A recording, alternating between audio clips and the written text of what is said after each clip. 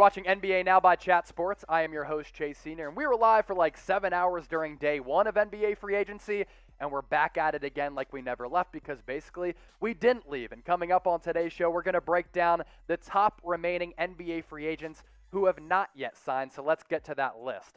Robin Lopez, still on the market right now. Not as good as his brother Brook, still think he's a quality player. Enes Kanter, somewhat limited as a big man because he can't shoot. He too on the open market. Khem Birch actually came onto the scene last year, had a very solid season in under 50 games with the Toronto Raptors. He's an unrestricted free agent.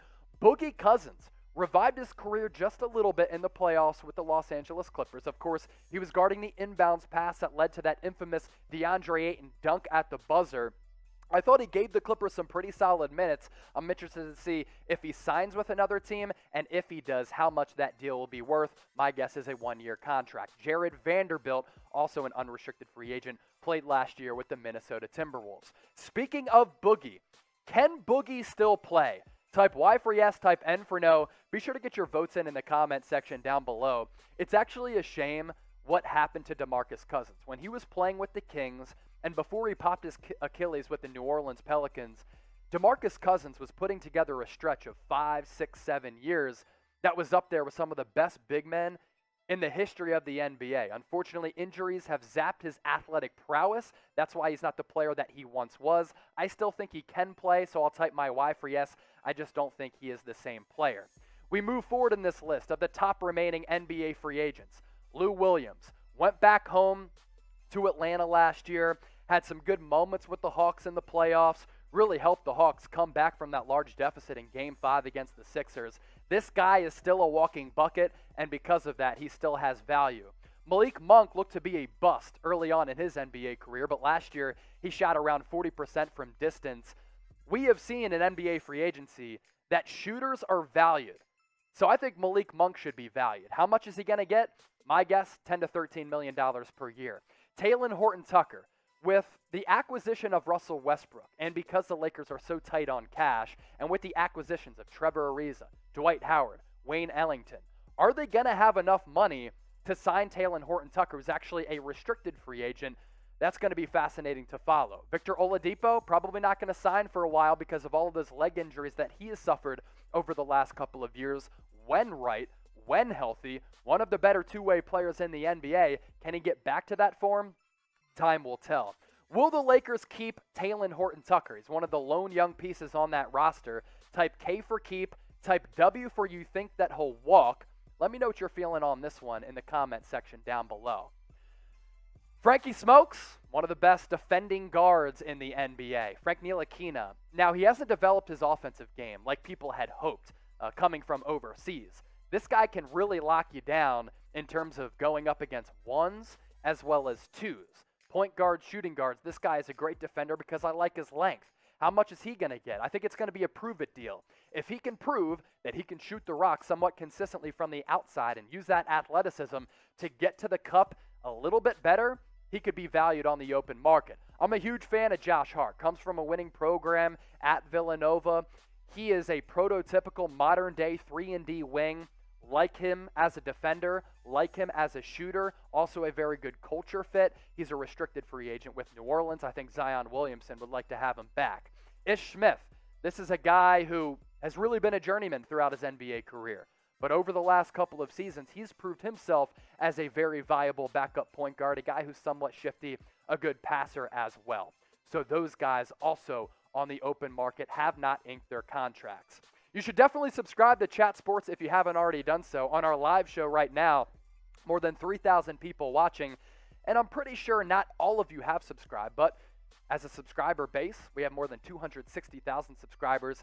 Subscribe right now if you haven't already done so, youtube.com/chatsportstv, or hit that red subscribe button down below because this is your off-season hub for everything going on in the NBA, bringing you the latest NBA news and rumors, live shows, free agency updates, trades, and more. Once again, hit that red subscribe button down below and smash it with some authority. More free agents who have not signed yet. Carmelo Anthony. He's revived his career, too, along with some of the other players on this list that we're breaking down right now. Carmelo Anthony is a pretty solid outside shooter at this point of his career, and because of that, that's why he's been able to extend his career. Shot around 40% from distance last year. His field goal percentage, not all that great. But as a spot-up shooter, as a guy who can kind of back you down with his back to the basket and still hit some fadeaways, Carmelo Anthony going to a title contender, I'm very intrigued by that storyline. Danny Green, there were some rumors that maybe he'd sign with the Miami Heat.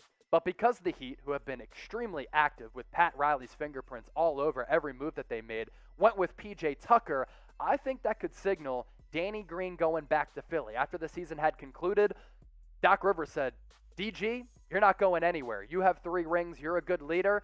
I think the Sixers really missed him in the playoffs when he went down with that calf strain. J.J. Redick, like Danny Green, a very good shooter, was injured a lot last year. He's not the defender that Danny Green is, but I want to ask this question to the audience right now. Pick one of these guys if you had to sign one. Danny Green, J.J. Redick. DG for Danny Green, JJ for JJ Redick. I'm going Danny Green because I think he gives you a lot more on the defensive end of the floor.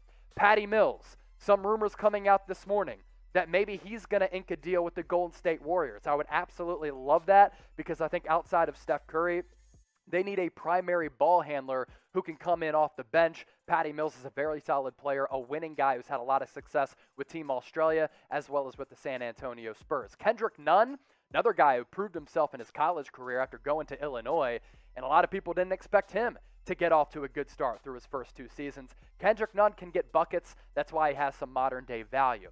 We move forward. Lauri Markkanen, a restricted free agent. I don't think the Bulls are going to bring him back. 1, they don't have the money to do so. 2, I don't think he fits with Nikola Vucevic. 3, Lonzo Ball, a good aggressive move. So Lauri Markkanen is a guy who can stretch the floor. He can play the 4 or 5. I like his positional versatility. I'm not sure he's the best defensive player, but as a guy who can give you, let's say, around 15 points, some rebounds, at least hold it down somewhat down low because of his size and knock down some threes, Lauri Markkanen is a very solid player. John Collins, also a restricted free agent. All signs point to him going back to the Atlanta Hawks. John Collins really proved his worth throughout the NBA playoffs. He's still young. I think it's wise for him to go back to Atlanta, continue to build on that momentum that the Hawks were able to establish in the playoffs. Trae Young signing that $200+ million rookie extension. John Collins, in my opinion, is up next. Kelly Oubre Jr., still in his early 20s, still has some upside, still has some potential. Didn't live up to the expectations of what a lot of people set forward for him with the Warriors last year. His play was up and down. He was in and out of the starting lineup. Didn't really fit great alongside Steph Curry. But as a guy who can defend, give you energy, and be a above-average player, Kelly Oubre could get $15 to $20 million per year because of his age. Spencer Dinwiddie. A lot of you might be saying, well, Spencer Dinwiddie, according to Woj, signed that deal with the Washington Wizards. Pause. That is not the case, because as of right now, during our live show, 1:30 Eastern, the Washington Wizards don't have enough cap space to bring in Spencer Dinwiddie. They're going to have to do some salary cap maneuvering. They're going to have to get creative to clear up some money to bring Dinwiddie in. If they do bring him in, I really like him as a scoring guard alongside Bradley Beal. That deal not official yet. It also might have to be a sign and trade, and because of that, Brooklyn has a lot of leverage. Dennis Schroder, also on our list. I think he's very overrated. He's an unrestricted free agent. Could he be part of a sign and trade with the Lakers so that they can get some value back? I'm not sure. I thought he came up small in the playoffs. He's way too inconsistent for me. Is he explosive? Is he a good 6 man? Yes. But that latter point, I think he is better suited as a 6 man. So let's continue to ask you some questions because we're just cooking up heaters for the audience. If you have to pay one restricted free agent, who's it going to be? Type LM for Lauri Markkanen. Type JC for John Collins. I'm going John Collins. If you disagree with me on that, let me know down below.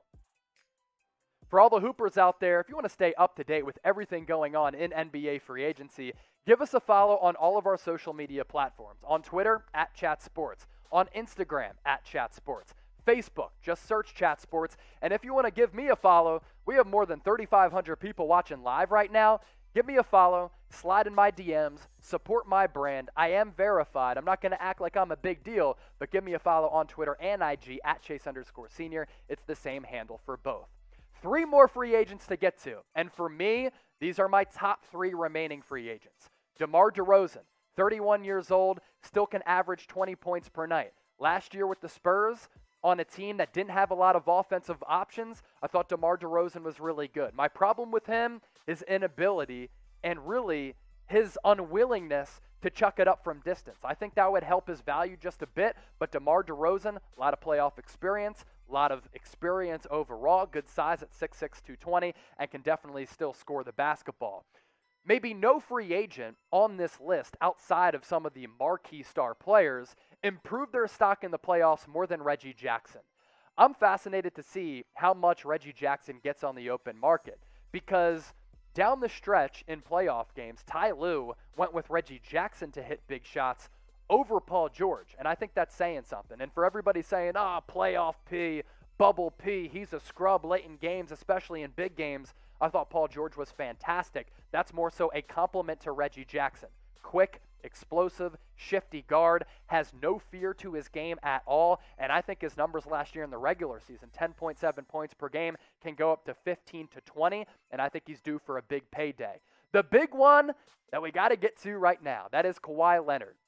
Opted out of his contract with the Los Angeles Clippers. That allows him to become a free agent. Now, according to all of the top NBA reporters, Kawhi Leonard would like to go back to the Clippers. I think that's smart. Ty Lue, in my opinion, is a top 5 coach. Paul George proved that he's a good second option. There have been some other players who have emerged. I like what the Clippers did in the draft. Kawhi Leonard just invested in property in the Los Angeles area. He's from San Diego and at times has taken a helicopter from San Diego to LA. Everything is kind of there for Kawhi Leonard. The most important thing, a very, very good team. But according to Chris Haynes, while Kawhi would like to go back to the Clippers, he is open to listening to other offers. Could some mystery team swoop in and get Kawhi coming off that partially torn ACL? If that happens, you know we got you covered here on Chat Sports. So let me know what you think about Kawhi. Is he going to stay? Is he going to go? Type S for stay, type G for go. Get those votes in and predict Kawhi's future for me right now.